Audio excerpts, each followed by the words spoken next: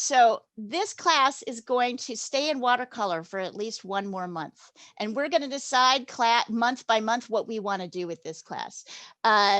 Wednesdays, there will be figure drawing, and Thursdays, there will be, I see cats. Thursday, there will be another beginning drawing class like Saturdays. All of that stuff won't really be, it's not really good for your level. Right, exactly. But you can catch it on video.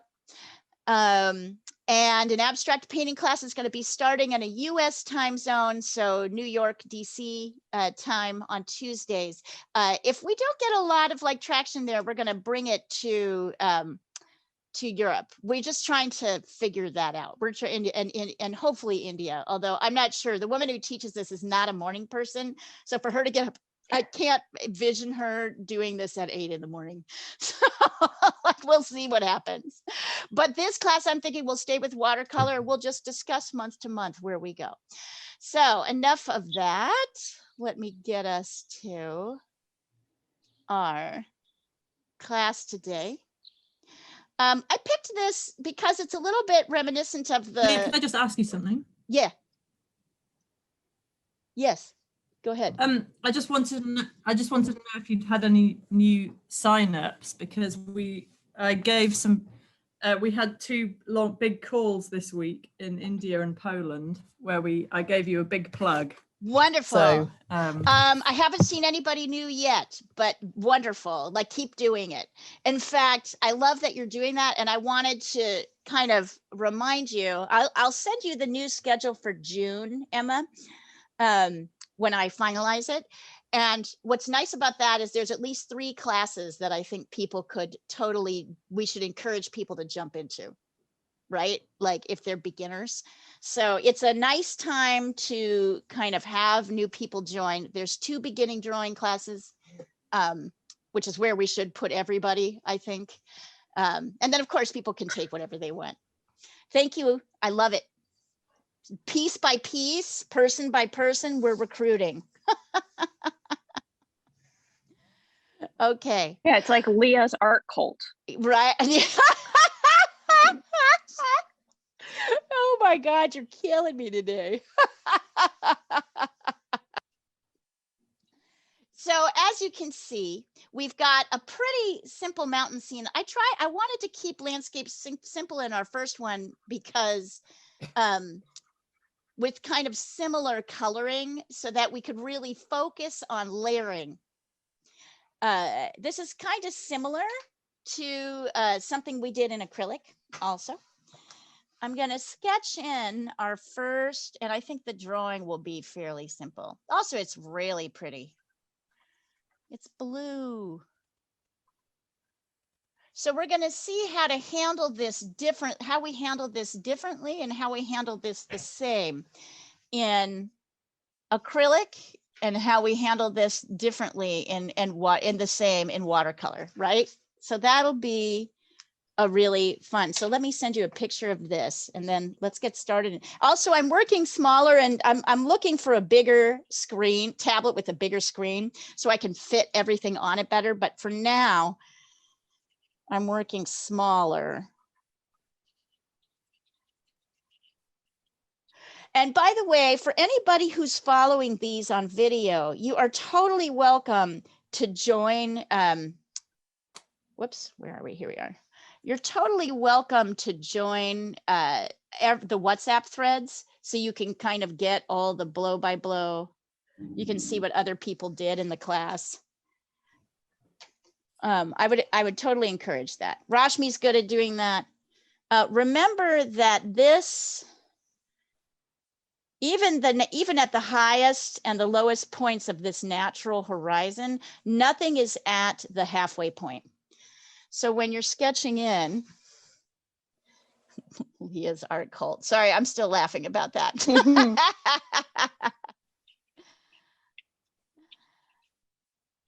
Okay. And I'm actually trying to pay attention to the topographical. Oh, see, I already went too big. I'm also trying to fit this on a really small surface. So notice it's real easy to go too big here. Don't worry about the.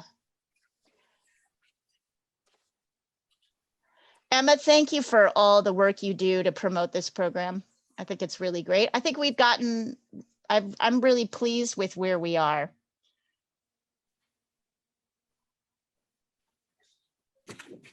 Oh, sorry.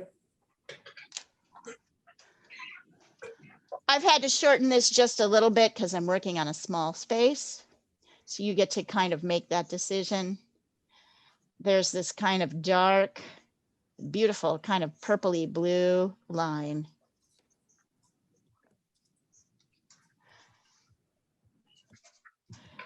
Wait, did I do the thing? No, I did not.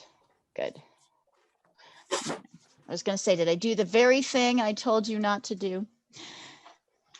And then there are these light areas which we are going to mark out so we don't paint. So unlike acrylic painting, right, where we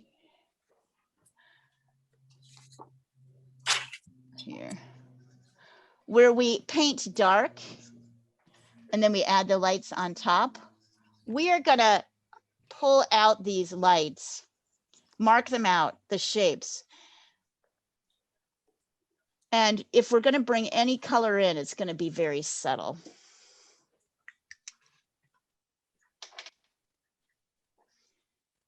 So as I come in here, you might find this will cause you to reshape things a little bit, which is totally okay. I'm kind of going fast, but I don't want you to go fast. I don't want you to rush. Oh, wait. There's a whole other layer here. Hold on. I was kind of missing that. There's this layer in here.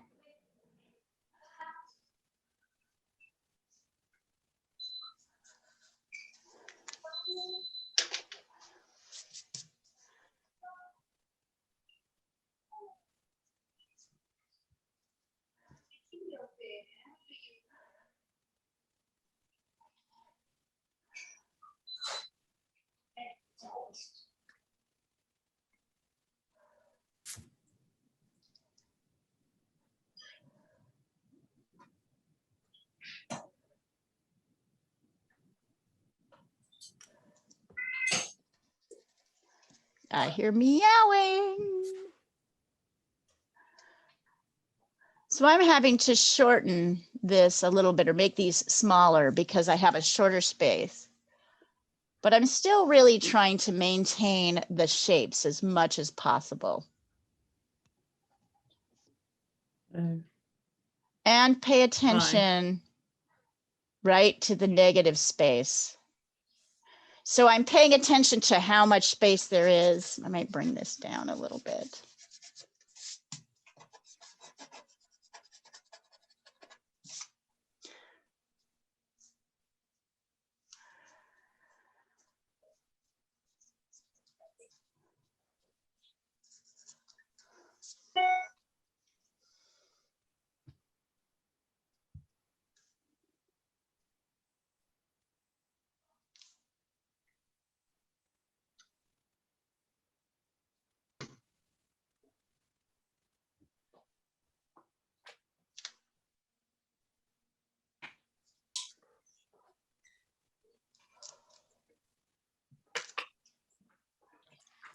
Yeah, I think I'm actually just gonna skip that last mountain because I don't have room for it.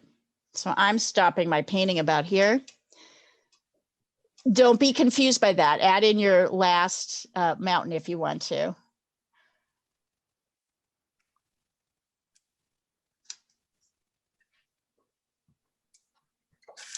Here we go.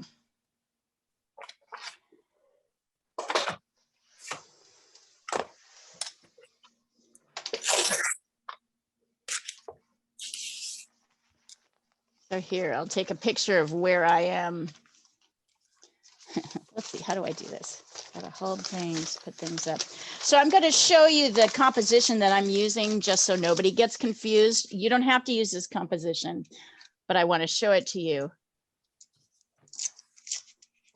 just so you understand for drawing purposes what's happening. And you don't try to follow me too much. if you want to add that extra mountain in. All right, so here we are. I love this.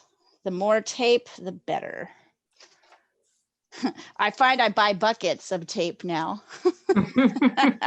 All different kinds to do all different things because I'm constantly like taping things to the, here we go.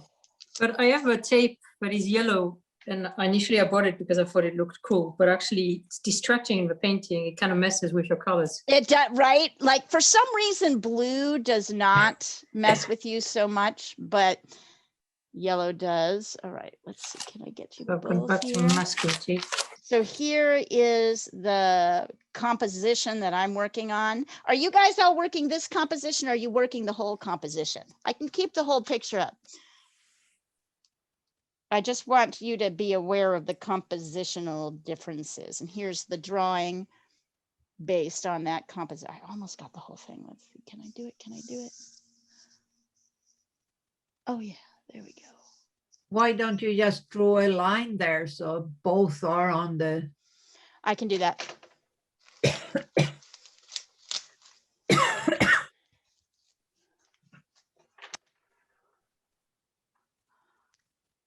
I stopped about here. So here's where I'm stopping. Great idea, Diana.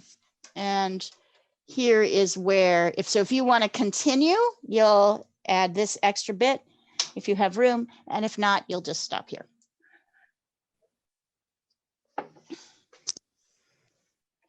So go ahead and send me your drawings when you are done.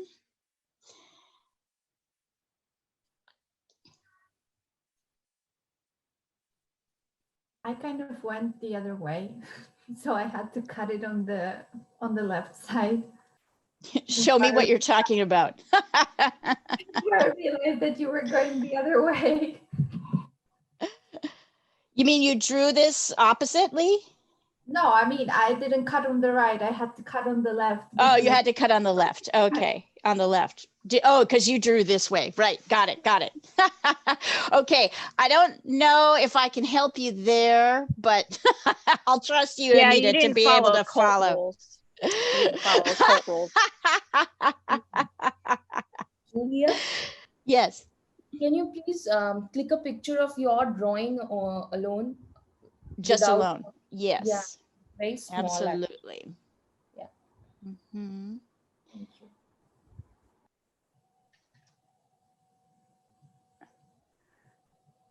So you'll see that my drawing has this white tape around it, this artist tape. I love this stuff Oh my God. because you can like, it'll leave a natural boundary. Notice I used to draw this pencil line around here to show the edge of the paper, but the pencil line, sometimes it looked good and sometimes it didn't. What happens is, and here I could show you with this one. Here, I'll show you with this one really quick. Can you see how the paint just goes right up to the edge and adds this beautiful, so when you take the tape off, it's almost like, and in here, there's no paint, right? So it sort of drifts off, but here you still are cognizant of the edge because it's really follows where the paint goes. Here, it's a little bit rockier. Here, it's more straight, right down here as well. So I really love that. It really gives a nice feeling to your painting when you're finished to do that. Plus you get to peel the tape off, which is the most fun It's part like, of the painting. you're right. It's The like best. so great. It's so great. And also FYI on white artist tape, Mm. which, you know, apparently like Leah, my whole life is held together with this stuff. You can use it as a Band-Aid. Oh no, seriously. you I have like can. 1,001. I have many times, yeah. Do you It works see just fine. this? This is electrical tape, which my boyfriend uses as a stagehand. And Mhm. yes, he has often come home with this wrapped around some wound that he has gotten.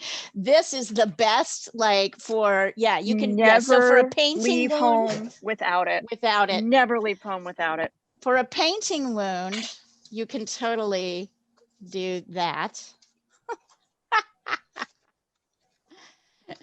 I love it. God, I should write a book on all the things On I've used this tape hacks, for. right? Oh my God. shoe repair. Life hacks. Shoe repair. Like Yes. emergency shoe repair. Doesn't hold up, but it'll get you home. Yep. Band-aids. God, I can't even think of it all. Yeah, everybody needs white artist tape.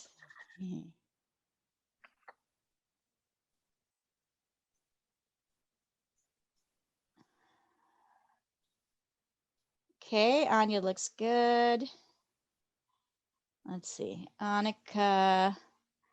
Yeah, So I did the Annika, whole you're drifting too high No. here. This is not lined up. This is down lower, right? Oh, I see what you're saying. Yeah. Yep. It's real easy to lose it in the drawing, which is one of the other reasons. Okay, Anita, that works for me. I see what you did there. So you're stopped about here, right?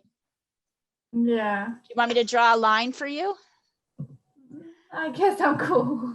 Here, why not? There we go. And if you happen to go to the left, then you got cut off there. Yeah, that looks good. So be aware that these white areas do not go all the way down to meet this dark purpley blue. And notice also that this, by the way, I should ask, what's closer to us, the mountains or this area? Or this thing in the front. Yes, and we know that because it has a sort of deeper, darker color. The blue is deeper and richer. This blue would look like these dark areas if we were closer to them. So what happens as things go away from us is they become, let's see, Anik. What happens as things, oh, and Anik cut it up even further. You went even more big. Okay, that's great. You all are like, I feel like you can get this in your compositions. You're doing great. Remember, as we go back in space, landscape-wise, things become lighter and more bluish. So this is kind of a bluish, but kind of purple. And this is like a lighter bluish. So we're going to be paying a lot of attention. Let's see. Julia, looks pretty good. Technically, Julia, these line up. See that? So either bring this guy up, and I think you should bring this guy down. And I think this is a little bit more flat. Otherwise, you've got it. It's interesting how we loosen up and then totally lose it in our drawings, right? We stop paying attention because we think this is an easy one. But there are still things to pay attention to in terms of heights, things in relation to each other. It's good for us to pay attention to. Yeah, Annika, that looks better. Good job. Good job. Clean up, you're gonna wanna clean up your lines, your pencil lines here, because remember, this is mostly white. So just get those extra eraser, like erase out those extra lines because they're gonna bother your.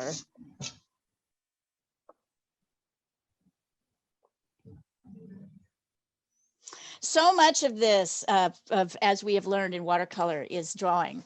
It's really, there's painting, but the painting, I really appreciate the painting of watercolor because it's so, you have to think about it more. I know, it's interesting. Excuse me, by the way, I just need to make sure my cat has not escaped from his new. That awesome catio. The awesome catio, right? Good job. Thank you for noticing. Good job, Emma. That looks great. Give me 1 second. I'll be right back. Yeah.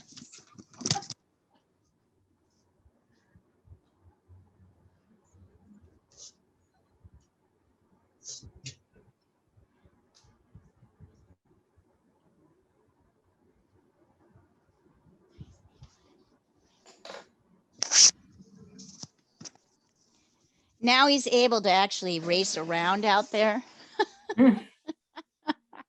So cute. I'm gonna move this. There we go. We're gonna move this way so we can see the blues.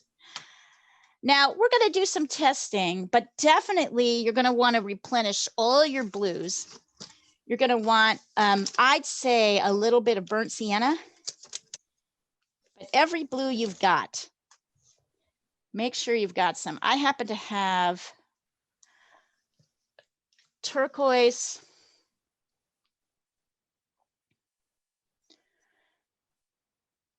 ultramarine, if you've got cobalt, if you've got cerulean. You know, our basics are phthalo blue and ultramarine blue, right? That's the basics.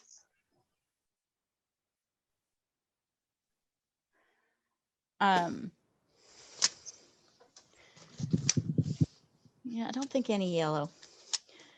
I keep feeling there might be some quin red in here, so I'm filling up my quinacridone red, my cool red.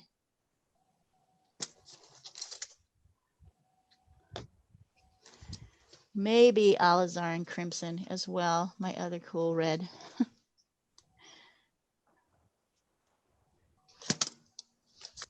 Don't worry, I'll take pictures of all these things. Let's see. Okay, so here's phthalo blue. I have this funny color called Windsor Violet. Let's see if I can find it here. Where's my ultramarine?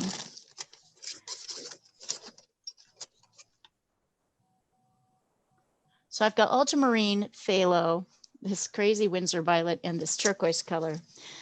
I'm making sure I get some burnt sienna.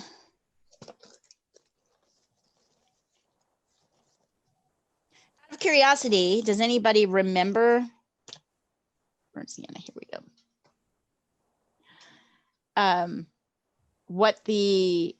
Does anybody remember what the color combination we used when we did mountains like this last time was? Which blue did we kind of rely on?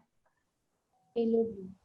Yeah, good memory, Rashmi. Okay, there you go, Julia, you got it. Linda looks good. Is my drawing okay, Leah? Hey, where did I'm sorry, did I miss it? Hold on, let me take a look. I'm sure it is.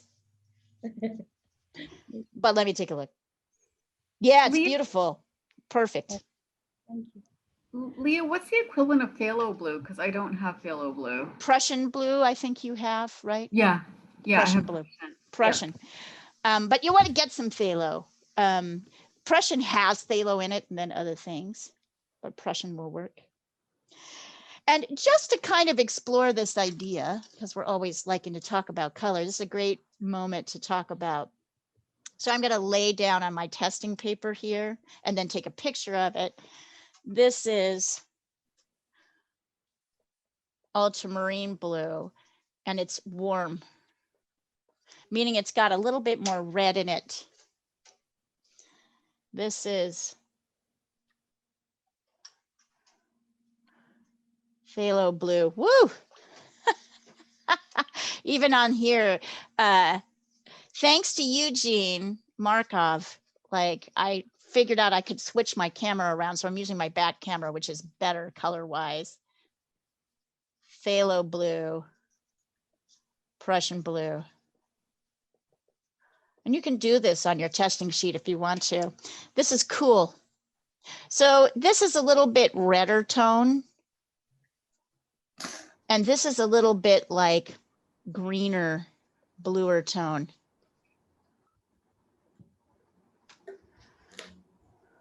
If you've got what will be closest to phthalo in watercolor? I don't have phthalo in watercolor. What do you have?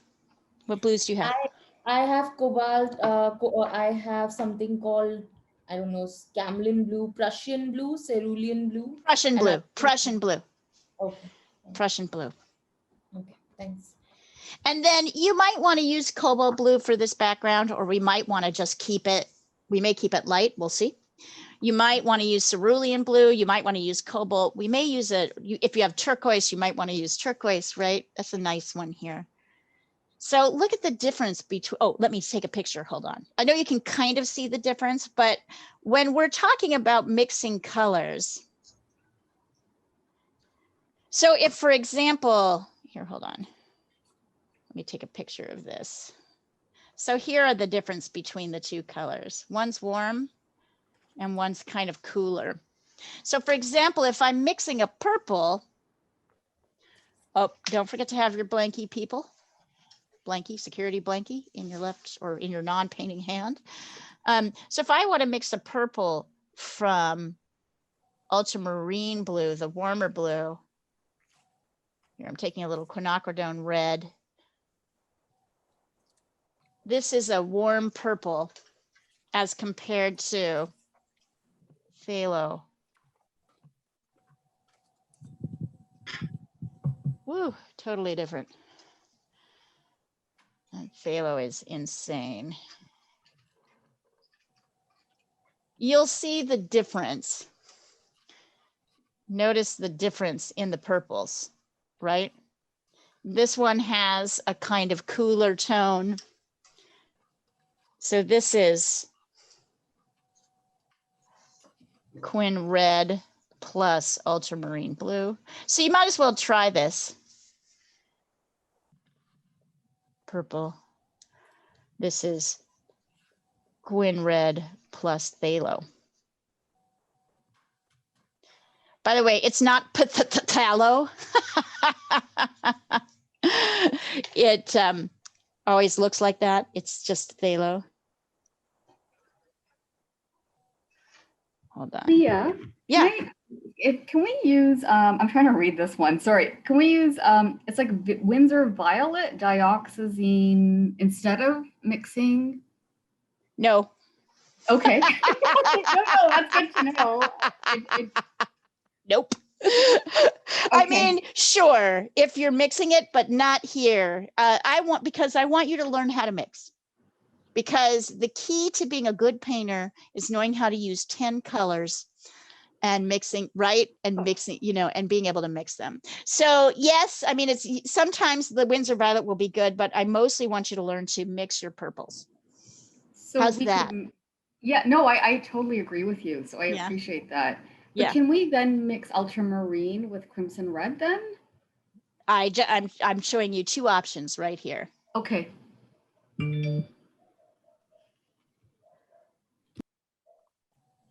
To show you the difference. I want you to look at the difference between mixing a warm blue with a red and a cool blue with a red, right? There's a difference in the colors. So I'm using Quin red. If you're using whatever it is you're using, that's what you use. But I want you to use the different blues to mix with the same red and see how that changes your purple.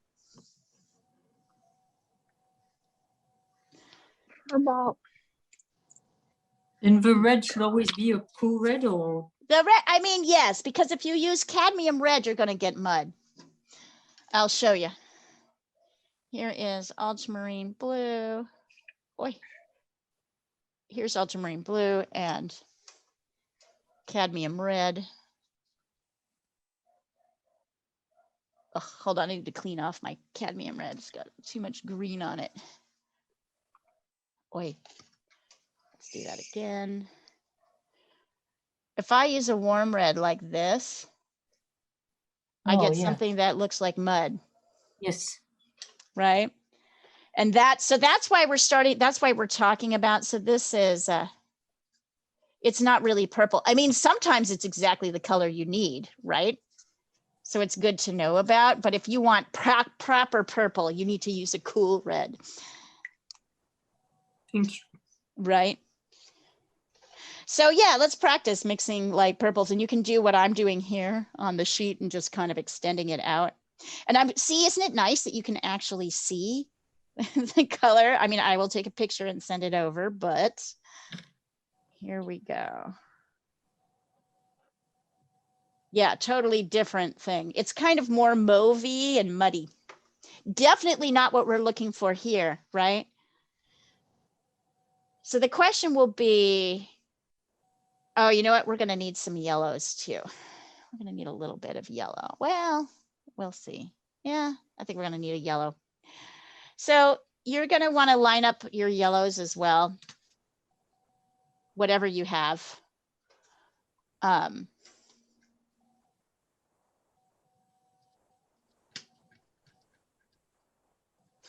My yellows always get so mixed up with all the other colors I mix them with. I always have to clean them off. There's a lot of green in here. Boy, now there's red. What the?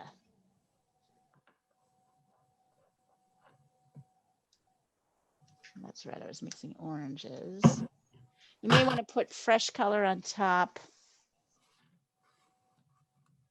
So we're spending a lot of time kind of playing with our palette. I'm going to test it. Actually, before I tell you definitively to put yellow in, I'm going to check it and see if that's what we need. Burnt sienna may be the thing we need.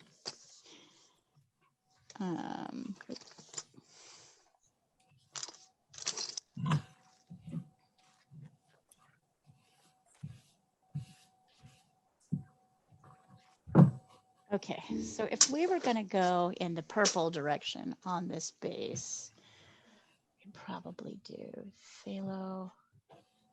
I know I'm talking aloud. Phthalo, purple, and then a touch of maybe ochre. Do I like that? I'm going to see if that works. No, not sure I like that. Well, let's see. It's too orangey. Too much red in there immediately. Let's try that again. Blue, tiny touch of red. And then a little bit of ochre.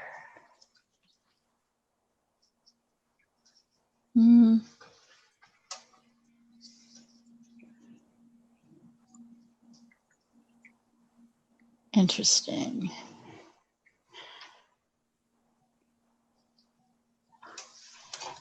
One thing to notice about your purples, that red is like super strong. I keep putting too much in. So I'm just now taking a tiny little corner. I don't know if we even, interesting. Is a compliment really going to help here? Yeah, it's burnt sienna. Okay, I think I figured it out. So for this dark under layer, we're gonna try, by the way, should we be using ultramarine blue for this front, or what do you think we should be using? Should we be using ultramarine blue or phthalo as we're mixing our purples? Ultramarine. Ultramarine. No, phthalo, right? Sorry, Why? Because ultramarine is warm? Ultramarine is a little too warm here. I mean, we can try it. But it looks like ultramarine color. Well, let's test it. All right, let's do a test. How's that? I'm going to clean up this area. We're going to try both. Maybe you guys are right. I remember this being way more of a phthalo color than an ultramarine color. Okay, so you're going to mix the purple with, we're going to try one with ultramarine, which is going to be here, a tiny corner of your cool red, quinacridone, alizarin, right? So you've got a purple. Yeah. And then over here, I'm going to take my brush, clean it. I'm going to take phthalo.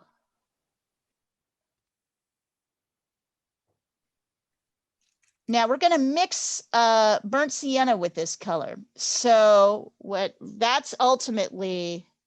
It'll be like a gray? No, it's going to be, it's just going to be a slightly muted, whoops. Nope, it's just going to be a slightly muted purple, slightly pushed back purple. Almost nothing in nature is exactly the bright, vibrant pastel jewel tone, right? That you see in clothing. Except animals. Sometimes, Like but most of the birds, time, butterflies, some fish. of them, but I think most of them have like more dark, more push back areas than light areas. Okay, so this is phthalo blue and red. This is ultramarine blue and red. Now I'm going to add a tiny touch, just a corner here. I don't know if you can see. I'm like, nope, you can't here. Hold on. I'm like actually just picking up a tiny little corner of burnt sienna and mixing it in, not too much. I'm going to add a little bit more blue in here. Yep, not too much. Tiny bit of red. So there's my, and then I'm going to take a little bit of burnt sienna and mix it in with my ultramarine mix. So this is my ultramarine mix, my ultramarine purple with burnt sienna, just a touch, not too much. So let's look at here. This is the warm. I'll write down what it is in a second. And here is the cool. You should have not inverted them, but anyway, What? never mind. No, because you've got one on the left is on the right, and one on the right is on the left. But anyway, No, you're I'm gonna going write to what label it it. I'm going to label it. So ultramarine blue plus quin red plus burnt sienna. And I see why you guys think this is a little bit more warm. I'm not sure we're going to get that. But I see why people are thinking that. Wait. Shit, now I've forgotten. I'm going to have to do it again. All right, let's see. This is phthalo. Put the one on the right. Yes, yes. Thank you. Middle-aged strategies for keeping it all together. That's funny. Okay. So this is the phthalo, right? Phthalo blue plus red plus burnt sienna. And then here is the ultramarine blue. I'm just going to mix in a little bit more, tiny bit of more. Oh, you guys might be right. You might be right, which makes me really proud of you right now. You know, it could go, it's interesting. This is plus red plus burnt sienna. All right, so here's the warm one and here's the cool one. I would say the left one. Yeah, so perhaps you are right. I guess what I would say is you can use either one. Yes, that's a good idea. Right? Like, I think either one will add elements. All right, you know what? My hat's off to you, everybody. You just passed a color test. Passed a color level. It wasn't a test because I wasn't trying to test you, but here we are. So yeah, I'm going to work with, in this front area here, I'm going to work with the warm blue, the cool red. Oops, not too much red. You want it to be more blue than red. So if it's looking too red or too brown, you need to get more blue in there. And then just a touch of burnt sienna, not very much. Just enough to kind of mute it a little bit. Yep, that's absolutely true. Now, as I tested here, I can see that I'm going, like, I want to go a little bit less dark. So I dipped my brush in the water once. So that as I come down here into my dark area, this is going to read a little bit watery, and that's okay. I want this first layer to be light so that I can layer darks. See, I went too dark. I'll pull that off a little bit. Grab my blankie, pull it off.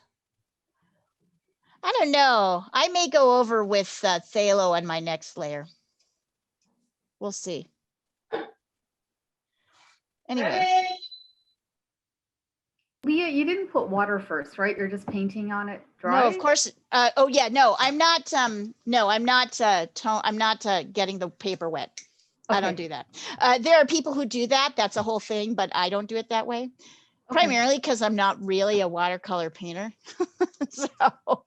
so you're getting everything you're getting from me is like how a oil and acrylic painter would approach this. Sorry, what did you say, Leah, that you don't do? But you are not gonna do it I this way? don't get the paper wet. Oh, the wet before. on wet thing, yeah. Yeah, the wet on wet. I find that kind of frustrating to control.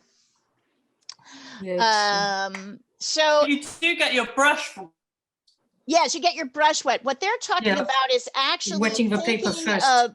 yes, getting your paper, the whole paper wet, and then taping it on. What you'll see is what happens is it kind of curls up a little bit when you take it off its support, but that's okay. What I don't like about wet on wet is it makes it the paint goes a little bit more crazy. It spreads more, and you can't Yeah, control you don't it as control much. it. Yeah, True.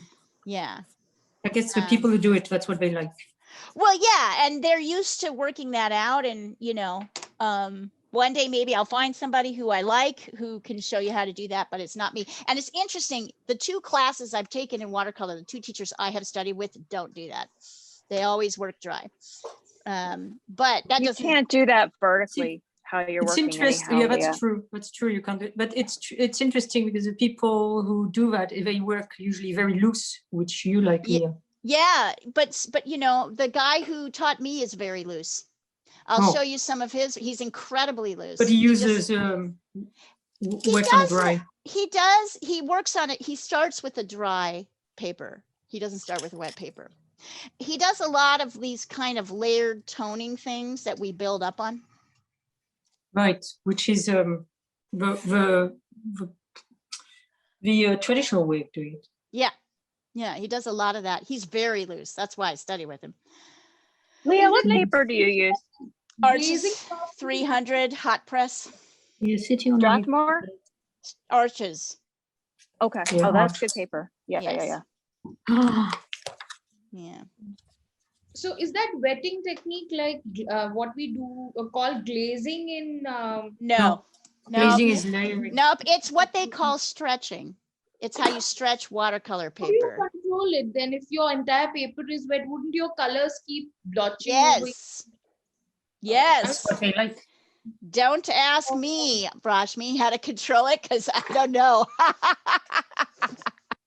And I've never, in all the classes I've taken, I've never trained it. When I see this drawing, it's drawing a little bit more purple than I would like. So I may actually go over the top of this with the phthalo mix.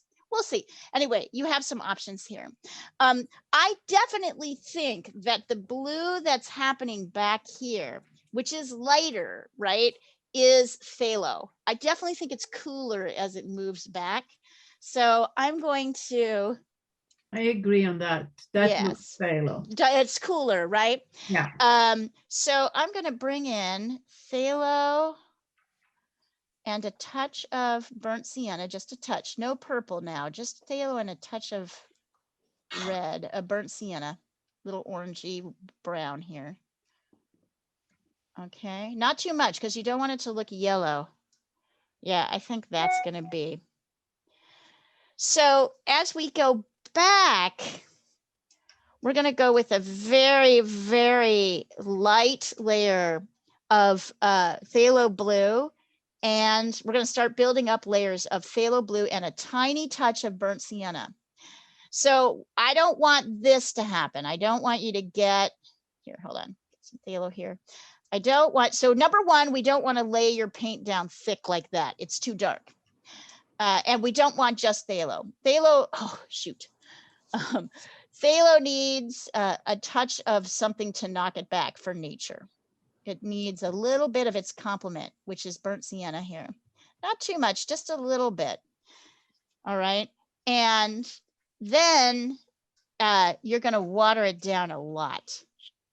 So this is the color we're kind of going for on the base. It's phthalo or Prussian, plus a tiny bit of burnt sienna, not enough to be yellow. So if you've got too much burnt sienna, it's going to look like this.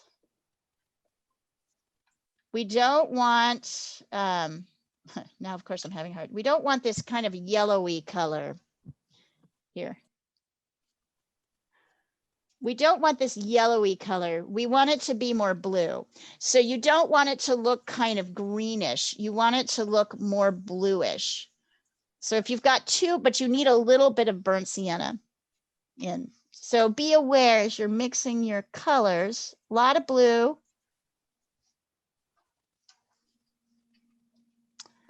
Corner. I love to pick things up with the corner of my brush. When I mean that, I mean, I'm coming in and I'm just getting it on the tip like this. And then I'm mixing that in. And then I'm gonna water it down. So I'm going back in and getting water. I'm testing here. So what I want is avoiding all the light areas. I'm going around the light areas. I'm coming up here, even more watery. Even more watery. Okay, I feel like I need to go more watery up here because this is kind of snow. So this first layer is going to be super, super light. Almost, you won't almost, it doesn't, I know it doesn't feel right, but like we're going to build up layers in the darks and the lights, and we're going to let these darker layers kind of feed through. But remember, this is snow. A lot of this is snow and shadow. Yeah. Super light. So essentially, we're kind of toning the whole area except for these white areas. Oh, by the way, I was going to give you the option of changing the color of your sky if you wanted to. If you wanted to make your sky a different color, pink, yellow, green, whatever, you can totally play around with doing that. If you want to stick to simple, we can, you know, stick to, and we'll add the sky later. So yeah, look at the difference between these blues. It's interesting. Here.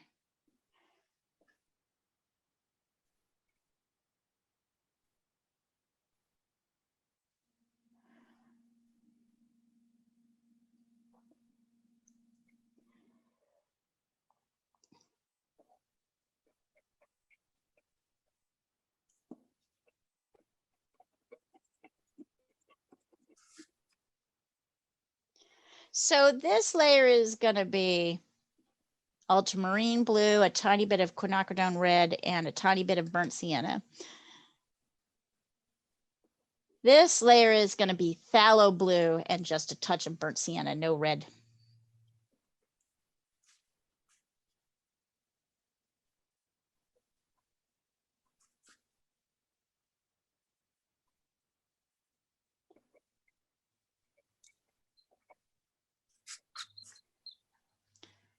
So let's get our base layers in there.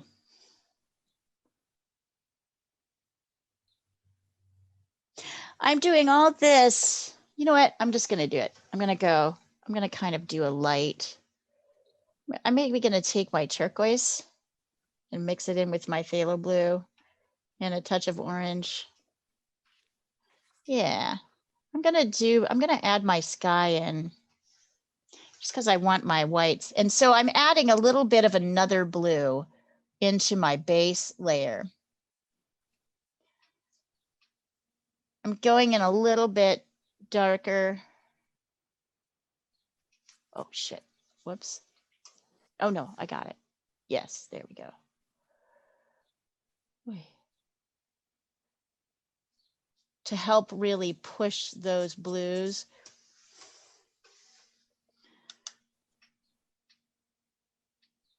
Yeah, wet on wet probably wouldn't work very well. Although who knows? I mean, it just all depends on how you learn the materials. I guess it sometimes allows you to have more blended washes. Yeah, and if you can really control, if you have a lot of control, right? If you have a lot of skill with your brush, you can work Yes. with that. Which none of us do, I think. Well, maybe No, you definitely probably not. do, You're but I don't. yeah, you're getting there. You're getting there, but it's definitely So I'm not trying to find the deep blue of this yet. I just have it here so that I can see my white areas, right? This helps kind of showcase my white areas. I may decide to go darker. If you want to, you can do blue, or you can add you can make it pink or something. I don't know. You can do what you want with this guy.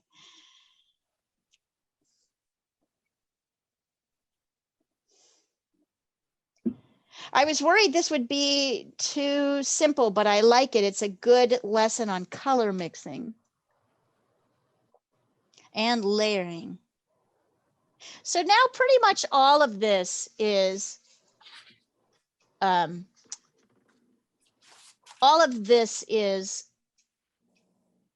captured. We've got paint everywhere except like on the white areas.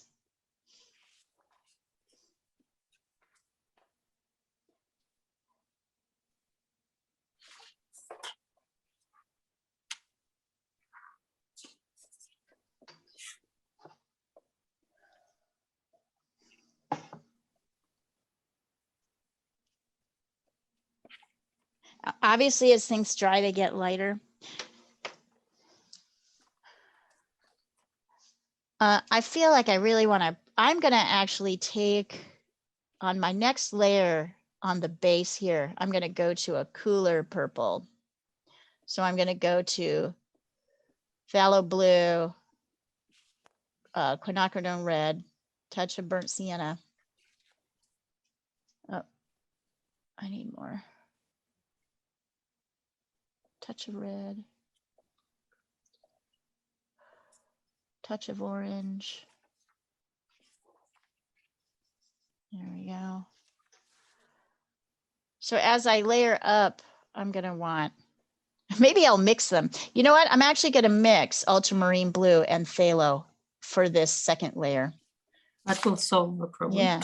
Yeah, I like that. I think that will actually, I feel like both are there actually, strangely. So you see how as I'm layering and I'm feeling pretty confident to go this dark because I don't want anything else to be darker than this. So I like having this baseline. Go away. Yeah, what was the for the sky? It was just phthalo blue, and then I added a little bit of another blue. It's like I had turquoise, you could put cobalt in, whatever, cerulean, right? And a teeny touch of orange, burnt sienna. So it's just a phthalo and then whatever other blue you've got there to kind of shift it, whatever blue you like. So as I darken this, you know what? It is both. They are both in there.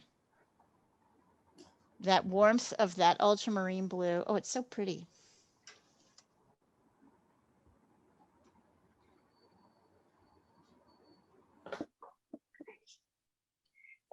You can't sit. There you go. So the second layer of that blue is phthalo, ultramarine, quinacridone red, and a touch of burnt sienna. And I think that kind of gets it.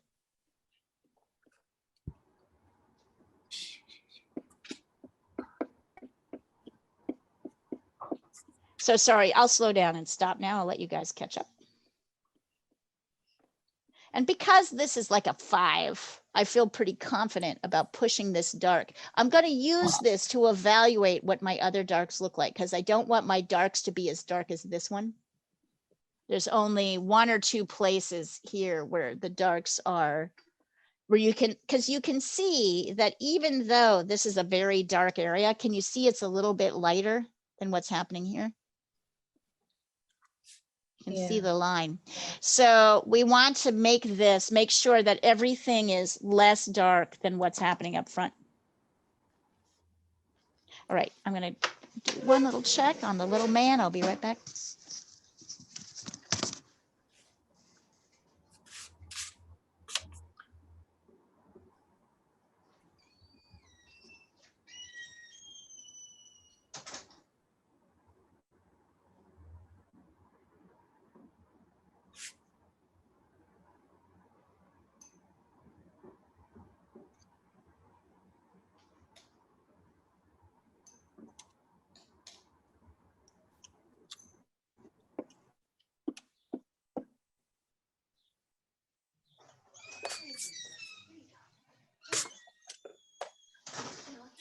bit more blue.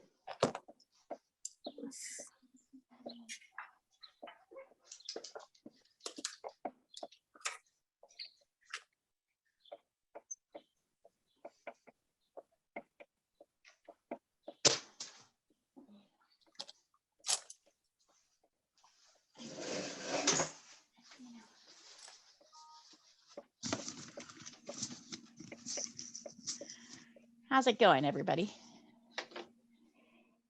And if you're feeling like, oh my God, I'm going so slow. Oh my God, I'm concentrating so hard. Oh my God, this is almost more than I can stand it. That is exactly where you should be. You should be concentrating pretty hard. Anik, so this is the first, is this your first layer or your second layer of bluish purple? Second, now I'm putting the third one.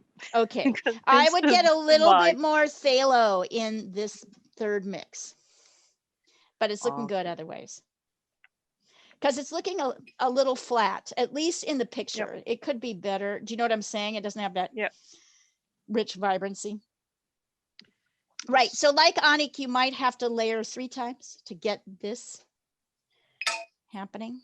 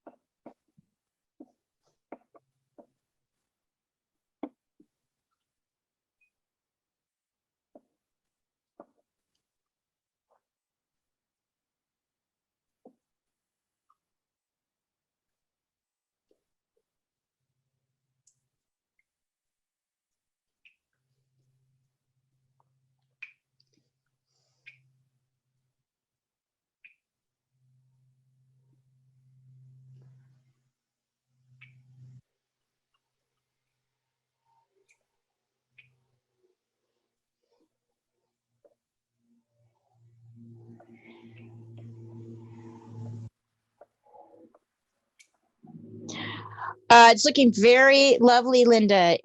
So the only thing you're going to want to do is on the top levels, more blue in your purple up here, right? So this happened to me too on this base layer, but it's, look at how kind of lovely it already looks. Do you know what I mean? It already has a feeling of, looks good. Really looks good. Ooh, Nina, nice. Nice. Gorgeous. Look at how already, when you get your values right on this, how much, I'm a little bit light on here, so mine is still looking a little flat, but very nice, Nina. Really good. Thanks. I think I put 3 layers on the bottom though. Yeah, a lot of people are doing that, so don't worry about that. Anik, much better. You're good. You got it. Beautiful. Wonderful. 4 layers.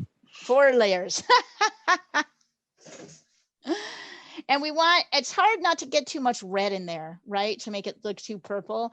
It says there's red, but it's a subtle purple. It's more blue. It's a more bluish purple than red. So this mixing where, you know, you're starting to learn where, how to, I pushed mine a little bit more blue on the top layers. This is looking great, you guys. So as we start going a little bit darker, you're going to start with this big brush, but you might want to have a kind of a tinier brush, a smaller brush handy to get some, oops, here. So you can see, look at, hello, I'm small. I am big. I could kick your butt. No, I'll work with you. Sorry, sorry, here it is. Wow. Teeny tiny brush. Big, it's Friday, everybody. Little brush, big brush. Yeah, sorry about that. So now I'm looking at the darker areas of this area. There's like kind of little edges here, little marks. You want to be careful not to make these marks as you leave them too hard. So I actually here I'll outline a couple areas where there are kind of darks within the snow, right? There's some kind of dark areas here. This is darker. So you're not going to do every one of these. And if you do them too hard, we're working in the shadow areas still. If you do them too hard, they're going to look weird. So if you do a hard edge like this, like if you go like, and you just go kind of around spotting things, that's not going to, oops, here, you can't see that. Here you go. These hard edges, spotting things. Right? If you're just trying to do little bits and leave it there. So you're gonna start with your big brush to kind of soften those edges. So if you can see here I'm using my little brush and I'm leaving a kind of hard line.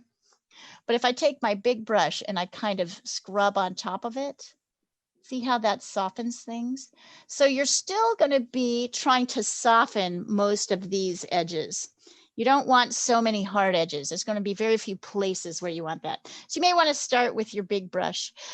It's going to be phthalo and a little bit of burnt sienna, but slightly darker.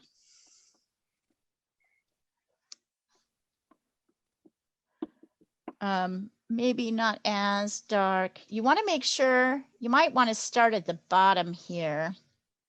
So I could go kind of darker everywhere here, because this is kind of a snowy area that's in the shadow.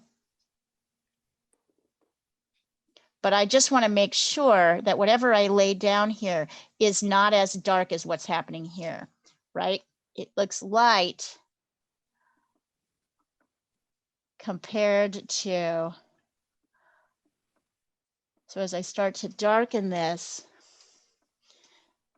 so these are the areas that are in shadow. There's a lot of snow here. And then as I come up here, yeah, I think that'll still work. I'm kind of pushing darker. I sure hope this works. Kind of pushing darker everything here. There's one or two, there's a couple little light spots we may want to try and add back in with our white at the very end if we can, but mostly we're really trying to preserve the whites.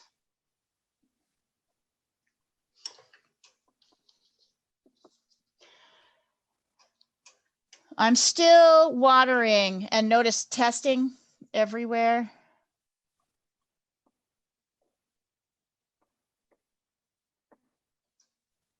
Uh-oh.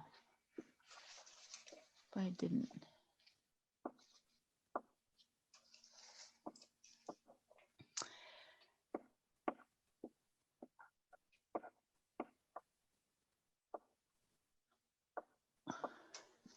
Gets a little darker here, but it's still lighter.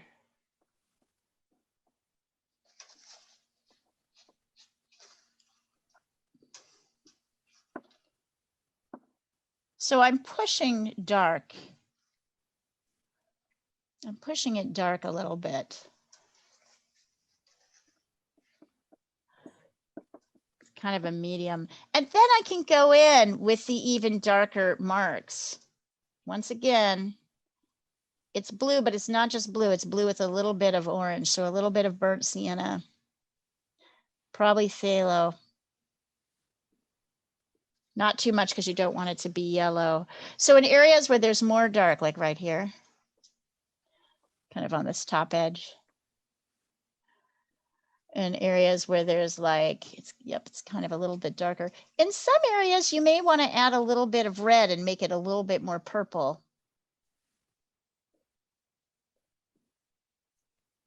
Now, if you notice, I'm working wet, so that's running a little bit more, so I may want to wait till this dries.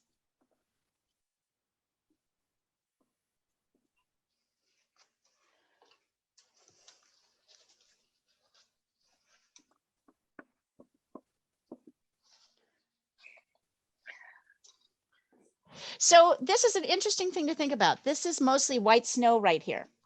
And this is also probably snow, but in shadow, right? And look at how dark this white snow is. Look at how dark it is compared to the light snow. So your snow is dark.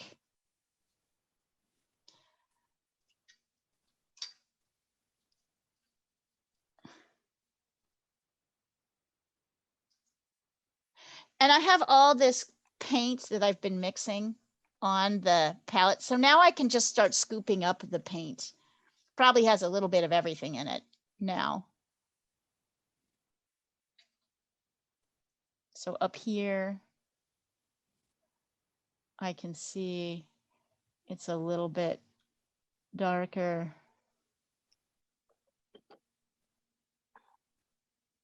So that's still pretty.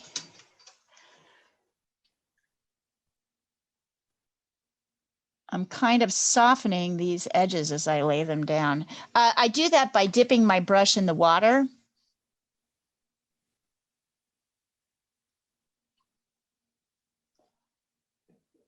And spreading it out a little bit. So you see, I have some areas that are starting to get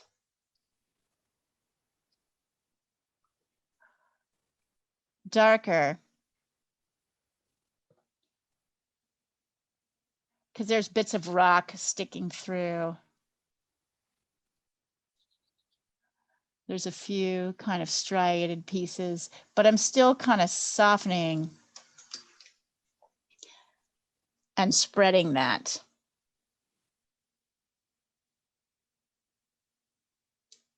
Leah, I've got to drop, but thank you so much. Good to see you, darling. Bye. Bye, We'll everyone. see you later. Yep. Bye. Bye. Bye, Lisa.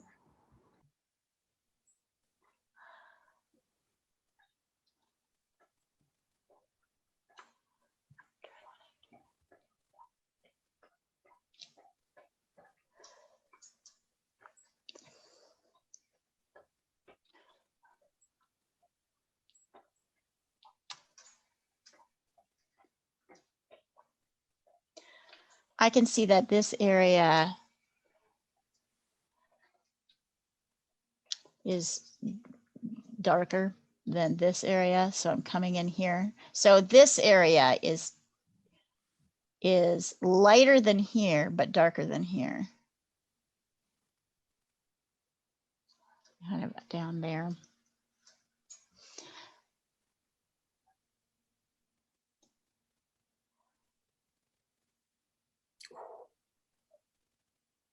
So the challenge is just not to get too dramatically sharp as you lay stuff in. And as you gradually kind of get your darker edges in. There's a few areas where you can see that dark rocks are in the light. So you can bring them in a little bit, but you want to, less is more here. So it's like kind of a tiny bit up here, maybe a little bit down here, but you'll see less is really more.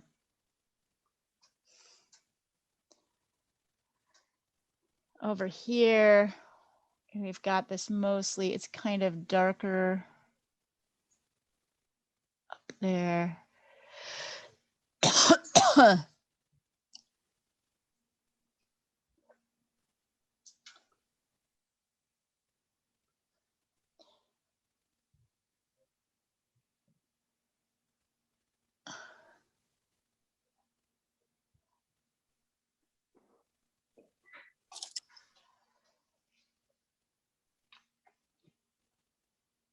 Is this just phthalo blue, Leah? No, this is phthalo blue plus burnt sienna.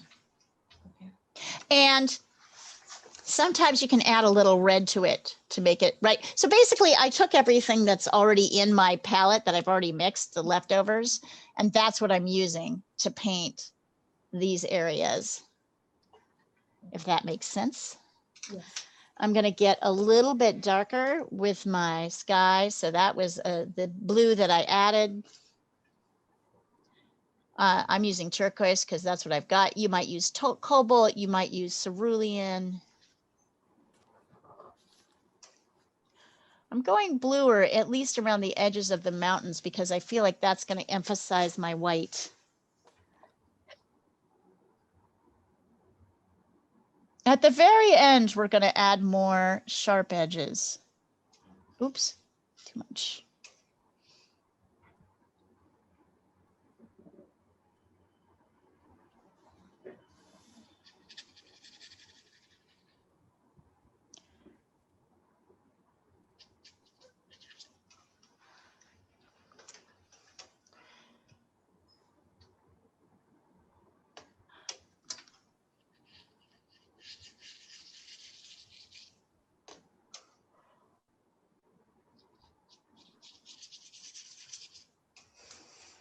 It's really meditative, isn't it? You might even have to go 4 layers on your, I'm looking at my bottom layer and thinking, oh, it's drying even lighter. I might even have to go over and lighten it again.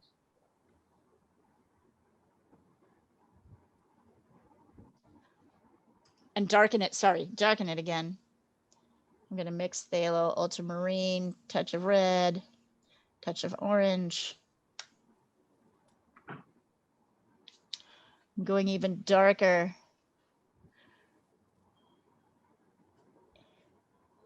Yeah, so I had 2 layers and I noticed as it dried, it got lighter. Darn that color. But I know I can fix that, right? So I feel better about it. And then I'm going to take a slightly watered down version of this color on this side. I want the edge to be a little bit less visible over here because the shadow's kind of stronger and darker. There's still an edge, but it's a little bit harder to see. Let me take a picture of this. Starting to come together. It's a little bit like using charcoal, wouldn't you guys say, or ink? Like the painting kind of layers itself gradually. Oh, beautiful, Emma. Ani, nice. Wait, Rashmi just sent hers in. Rashmi, gorgeous color here. Really great. You're getting it.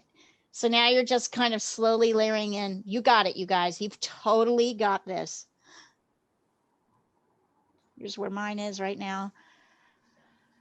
So it's this kind of lovely, it's like unwrapping a present, I feel like, or like carving a sculpture, a statue. How nice.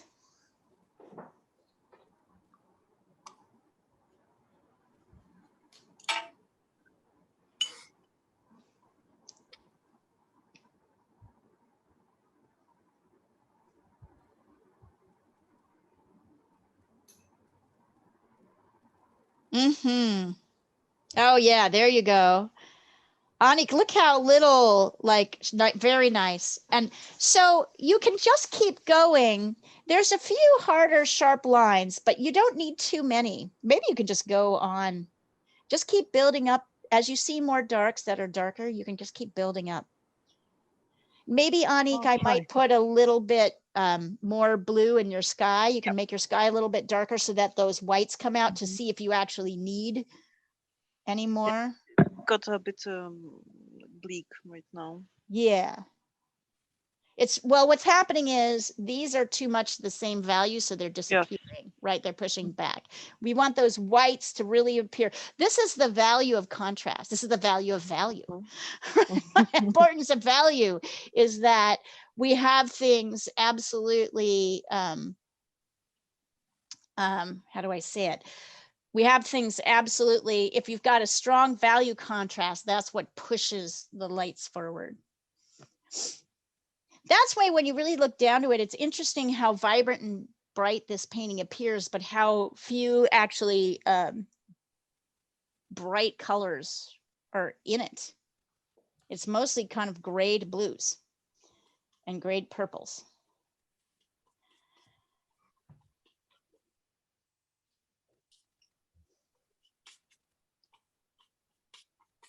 Beautiful, you guys. You're doing so great.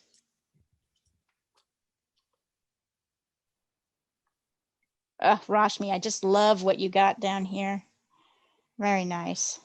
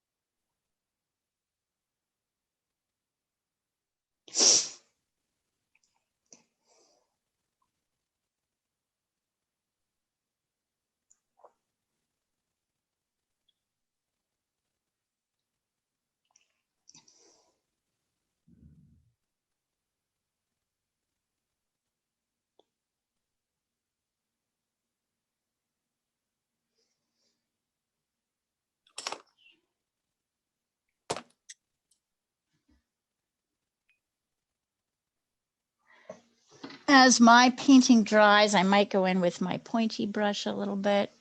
And in a few places, just a few, I might go a little bit darker. I'm mostly looking at the areas that are next to white areas, because that's where I'm going to get my most impact. So I can see down here, well, you're probably not light enough. Here, it's a little bit darker. There's a few.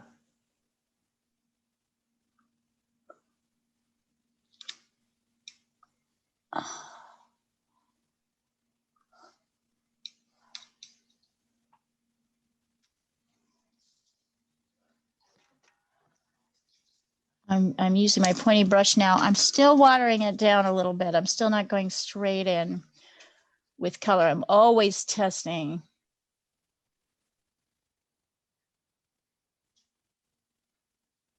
In a few places, but not too many. And I'm still trying to kind of soften. Look what happens when I lay that dark line down like that. It's very intense. It draws you. So I'm trying to soften. Although I'm darkening, I'm adding water to try and soften that line a little bit. That's a little bit better.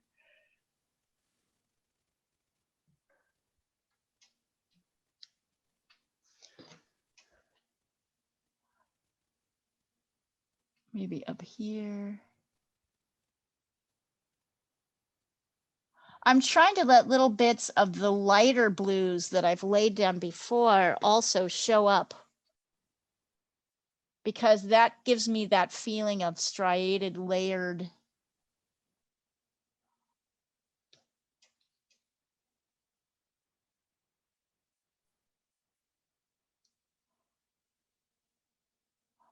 Notice I'm not painting every rock.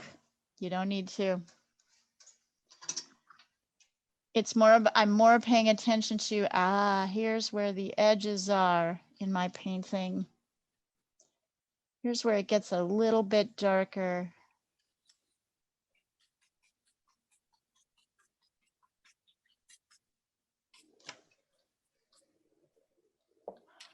Now I'm feeling like I just need to get a slight bit darker.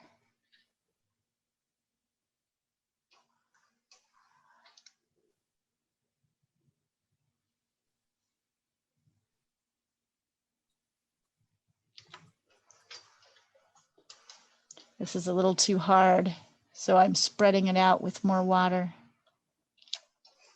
See, so I'm getting it dark and then I'm getting rid of the outer line by adding a little water and pulling it out, spreading it a little bit.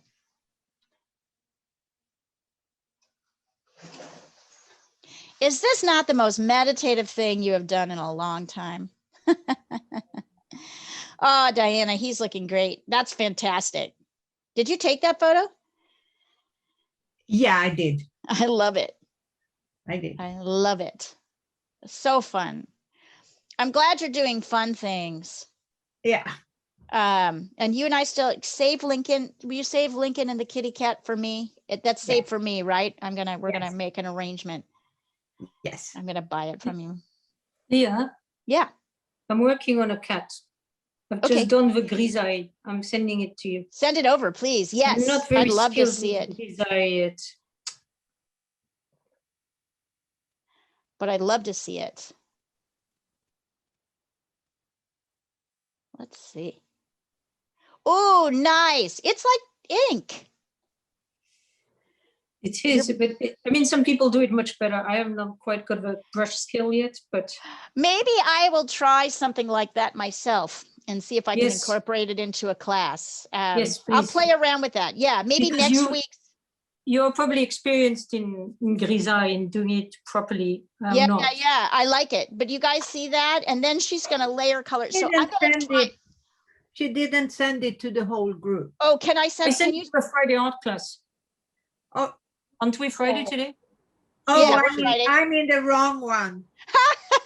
That's because you're in so many, Diana. I'm in the wrong one. So I sent my kitty to the other.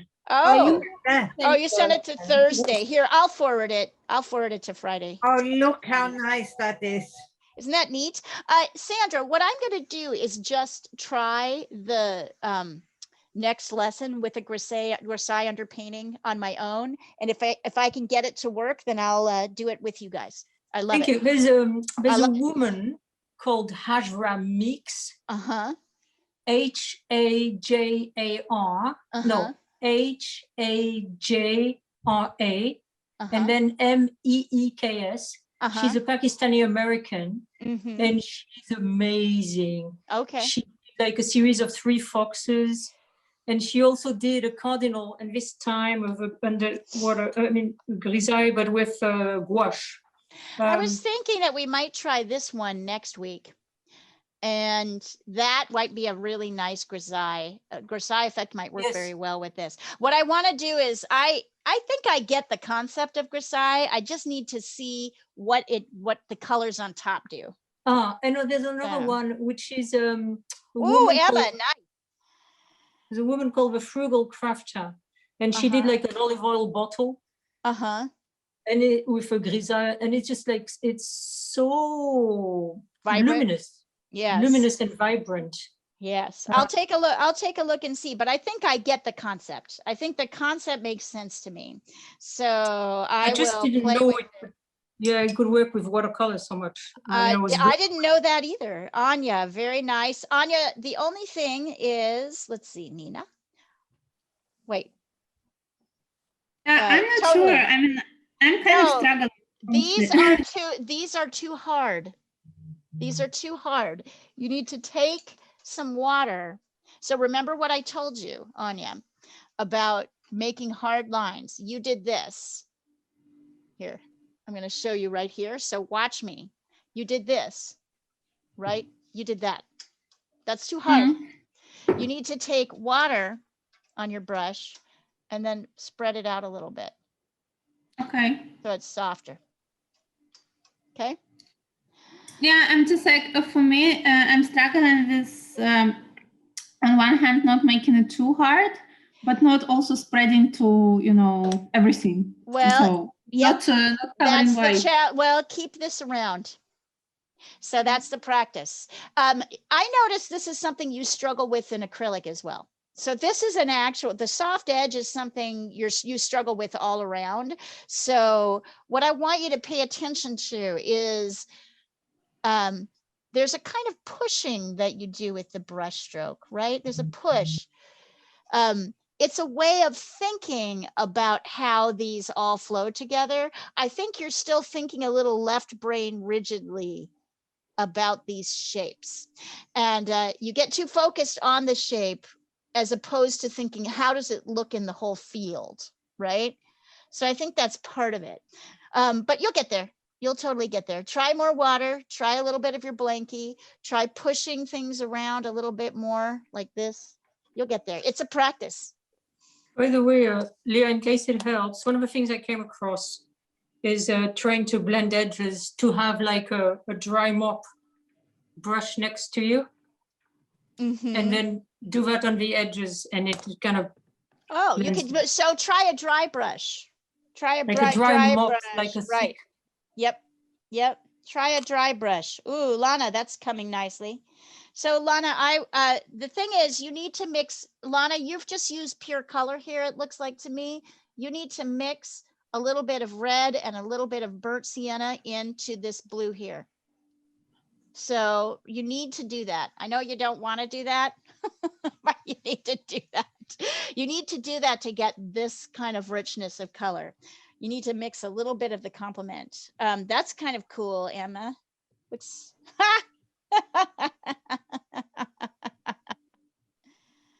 So yeah, Anya, try getting a dry brush so that the next time you lay water down, you can kind of scoop it up with your dry brush a little bit and push it around too.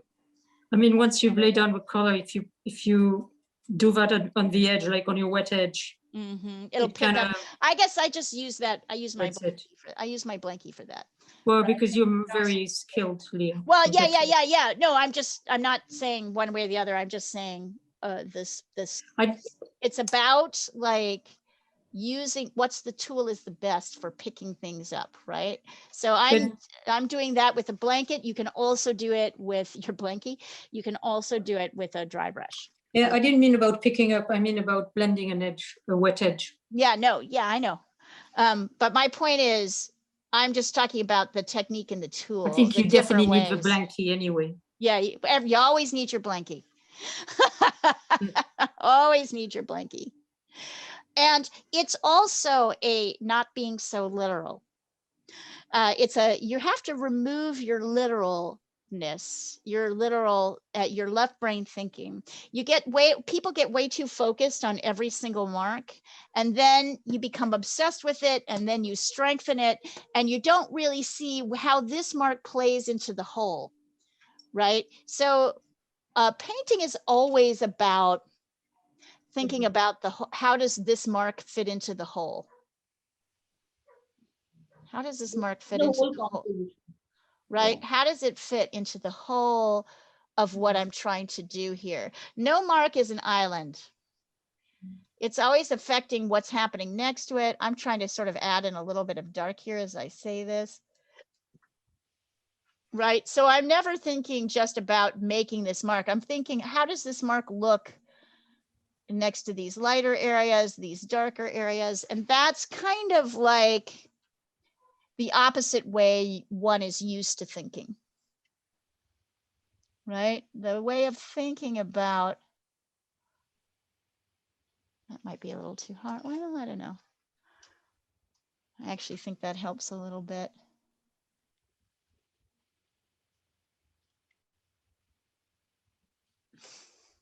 It's hard to get out of the literal thinking. It's really hard to get out of there. We spend a lot of our time trying to become less literal thinkers and more universal thinkers when you're painting, when you're drawing. Painting and drawing really forces you to kind of get more macro than micro. I'm going to give myself a little bit of white paint, fresh white paint, and see if I can add a few white spots. See if that will happen. It may work, it may not.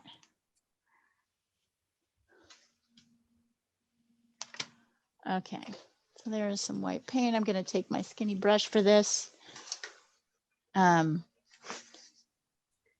I don't want it to spread so much, so I more want to kind of coat my, oh, sorry, you guys can't see this here. Let me put this down for a second. So I've laid a little wet white paint down, and although my brush is wet, it's not super wet. And now I'm coming up here and looking at a couple areas where I can maybe add white, not too many. Maybe one down here. I kind of lost my little crevasse of white here, so maybe I'm going to add that back in. I might add a little bit of white back into my light areas where I got a little too blue. I kind of like what that's doing. I'm not doing it in a lot of places. So if you have liquid watercolors, you can, tubed watercolors, you can do it. It's a little harder to do it. Oh, by the way, Leah, you never really said what's the advantage of tube as opposed to? I'm saying it right now. It's only the white, but then all you'd have to do is No, buy it's a not. white. No, it's not. No, it's the advantage of tube watercolors. You can go in with any color in this fashion. So you can go in with wet color, with wet tubed color that you can lay on top. I could do that with my blue as well. I'm going to do it here. I've got to get all the white off here. You can do it with any color. I mean, it's good with white, but you can do it with any color. If you look here and see, I can come in here and add really sharp edges. This is not really see, I can get really sharp and it's a little bit darker and harder. I can do that with any color. Right. So it's not that's the advantage of it. Sometimes that can be helpful. Not so much of an advantage here, but it's like, but I discourage it in the sense that I think you guys will overuse it. and then your drawings will look too hard. You know what I mean? So it's a helpful technique when you have a better grasp on mark making and the sort of basics of painting, but that's why. So I can add in, see, I just added over here a little line. It's like, but it's not really helping me because it's, even though it's darker there, maybe it'll help me here. A little bit of blue here. Yeah, I'm not sure. See, it's not really helping me in this particular painting, but it helps in painting. So if you're working on, like, say, a red flower, sometimes it helps to be able to go over the flower at the end. Yeah, yes, to get more intense color, because sometimes it's hard with a pen. So that's the whole point of tubed. Oh, good. That That's, you I can agree. do I totally that agree. in some Other- areas. Otherwise, you have something that I send in a picture, Sandra, like a lot of water Let me used, see. There you go. Too lot of watery, right? colors, lot of mixing. Every single time you need a paint, you need to mix. Right, right. It's fun, but can be annoying. Yes, it can. Oh, it looks So nice. what I'm trying you guys to get to, trying to get you guys to, is the place where your basic, you know, we're working here. Hold on, let me see. It's easy to, oh, Nina, that's nice. Very nice. So in a couple places, Nina, your lines are too sharp. So you want to spread them out. I'm pointing here on the screen so you can see right here. It's a little too sharp. Here, a little too sharp. This is nice watery mark making. Love it. I like that you've preserved some of the white down here too. That's working in this case. So here's where these lines just look like they're sitting here. Just like ponk, right? I'm like, I don't know what that is. I don't even know what that is. It's just a line sitting there. So, oh, Rashmi, there you go. You know, honey, I would stop on the mountains and I would just make your sky a little bit darker. Okay. It's gorgeous. Thanks. Yeah, you're getting there. You're getting it. Notice how, oh, Julia, very nice. So maybe in a couple, you know what, Julia, I darken your sky as well to help kind of push those whites forward. Then we'll see if there's anything else you need to do. Oh, you guys, great work. And look at how different Nina's is from Ani's, from Julia's, from mine, from Rashmi's, and Anya's. Ah, there you go, Anya. There you go. Now Is it a little bit better now? I mean, It's a I see little there are bit- still some, but it's better, much better. You're getting there. I would darken your sky. I would Okay. make your sky one layer darker and less kind of watery. And I would use my brush, by the way, horizontally and not vertically. I Next see. layer, right? Because that's not really do you see how the direction? Very nice, Nina. Yep. Yeah. Yep, good job. Some places it's like just knowing when to stop. So, Leah, should we put white on the tops, like just pure white? Sorry if I missed it. But that was No, you're supposed to leave that white. Okay. So Okay. you get that white to show up by getting darker around the edge Okay. I with your see. sky. Yeah. Nice. Yeah, no, you do not. In general, with watercolor, you leave your whites. You leave your whites unpainted. It's much more powerful. But They're way more powerful than anything you can do with paint. All right, I'm going to try it. I'm totally excited. I'm excited to try Grisaille. Oh, I tell you, We'll see blew me how it away. works. Oh, Let's check Anita, out this woman. very nice. Very nice. Yep. Look at Anita's has a kind of a Chagall-y, what is it? Yeah, Chagall-y look to everybody's is looking slightly different. You're all getting it. They're beautiful. Very nice. Gorgeous. Blah, blah. Yes, I knew this would be a good subject. I always worry that I'm getting too simple or too, right? Like, but the simple ones really allow us to focus on basic color mixing. And look what I'm doing right now, by the way. In what world the mountains are simple? That's You're the most right. difficult. Good point. Good point. So look what happens when I pull my artist tape off. Here, I'll just do it because this is like the last unwrapping of the gift present. See? And now I have a pretty little watercolor I could put in a frame, put on my wall. See that? Love this. I love this. I love that it's kind of shaky here and stronger here. It just emphasizes everything. Oh, baby. Great work, everybody. So I feel like this one isn't such a race. We can get it done in 2 hours. You know, it's particularly because the drawing is simple. Yes, that's You what don't I'm kind spend of so trying to much go. time. That's what I'm Yeah. trying to go for. I'm trying to build up slowly so that, because color mixing is one thing, mark making is one thing, the drawing is one thing, right? So I was trying not to hit you guys with too many things at the same time. I'll show you what we did on Wednesday and Thursday if you want to pick up on those lessons. We did, I'll pull the sources. Oh, so pretty, Anita. Very pretty. Ooh, Annika, very nice. So Annika, the only thing that looks a little odd to me is this swooping line that I see with your mark making. You might try going over one more layer and going vertically up and down, because otherwise the rocks are really kind of an up and down. I love it. I know, right? I think it's, well, we are going to have a show, so maybe we'll do that. Going to have a show in November, so keep your best stuff. Maybe after 2 years, we would have enough collections, you know, to deliver to each bureau to hang on a wall. Oh Just we my have to draw God. That is which theme. that is a great idea. That is a brilliant idea. I'm going to talk to the Art at Work coordinators about that, to put up Enough in some of these Gdansk works. already. What? Is it happening in Gdansk They've already? definitely got enough in Gdansk already. True.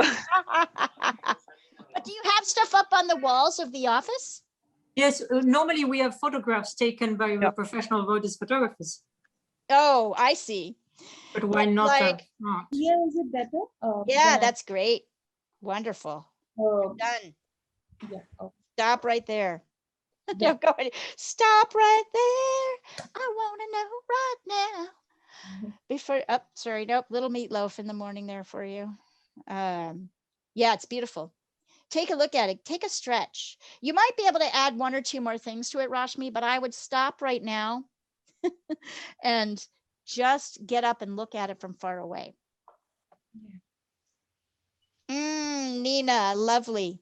Lovely. Yeah, you're done too, honey. Yes, you are. Bam. Wonderful. Everybody's is different. This is good. This is really good. Everybody's is showing their mark making. Anita, nice work. I know you haven't been here very much. Linda, have I seen yours, Linda, yet? Where is it? I like that Meatloaf song, Leah. Now I'm praying for the end of time to hurry up. Yeah. Stop right there. Before we go any further, do you love me? Will you love me forever? Do you need me? Will you never leave me? For you make me so happy for the rest of my life. Will you take me away? Will you make me a wife? Do you have to know right now? Yep. So I'm praying for the end of time. Yeah. And you're saying it's morning. Yes. He died recently, the guy who wrote all Meatloaf songs. Jim Really? Steinman. Really? Yeah. How interesting. Like last week or something. Wow. Wonderful, you guys. Wonderful, wonderful work today. Can you believe that almost 2 hours has gone by? Does it feel like it? No. No, it's amazing. So watercolor, although it requires more concentration on the front end, brings you to this flowing place on the back end. Anything that makes you think a little bit more about what you're doing and being less slapdash, right, is good for art. is good for the art making. Anything. I am now in my studio. I've got a big show, 2 big shows actually. I'm trying to prep for in the next 3 weeks.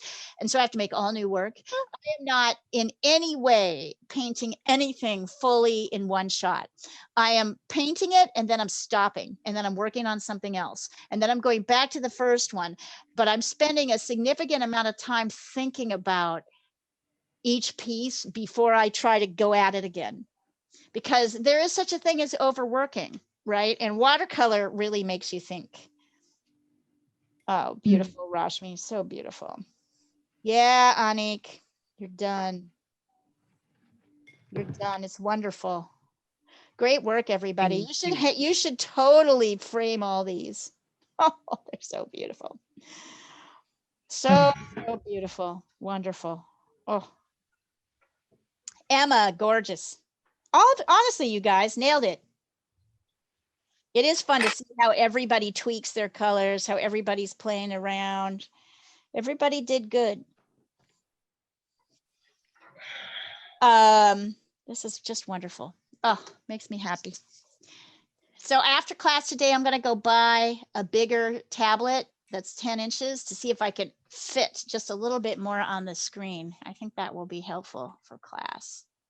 I'm going to remove the spotlight. I don't think you guys need to see it anymore. And I'm going to